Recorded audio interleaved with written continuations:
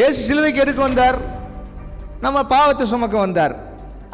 அப்போ நீ பாவம் பண்ணுறது இல்லையா? பாவம் பண்ணிட்டு தான் இருக்கிறேன். அப்போ என்ன பண்ணுறது?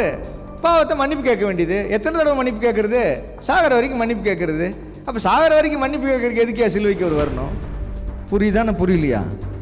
ஏங்க, சாகர வரைக்கும் நீங்கள் மன்னிப்பு கேட்டுக்கிட்டே இருக்கணும்னா அவருக்கு எதுக்கு சிலுவைக்கு வரணும்? சாகர வரைக்கும் ஆடு மாடு வெட்டிட்டு போயிட்டே இருந்திருக்கலாமே, எதுக்கு அவர் வந்திருக்கணும்? நோக்கம் அது அல்ல. உங்களை விடுதலை பண்ணி அதோட நிறுத்துறதுக்காக வரல. விடுதலை பண்ணி அந்த பாவத்திலிருந்து விமோச்சனத்தை பெற்று தேவனுடைய அதிகாரத்தை நீங்க எடுத்து தேவனுடைய பிள்ளையா இந்த பூமியில வலம் வந்து அந்த பழைய ஆதாமை போல இந்த பூமியை ஆண்டு கொள்ளும்படியாய் ஒரு விசேஷித்த கிருபையை உங்களுக்கு கொடுத்து, அவரை போலவே அவர் சாயலிலே படைக்கப்பட்ட நீங்கள் அவரை போலவே இந்த பூமியில ஆளுகை செய்ய வேண்டும் என்பதற்காகத்தான் தேவன் சிலுவையிலே இப்படிப்பட்ட ஒரு வெற்றியை உங்களுக்கு கொடுத்தார்.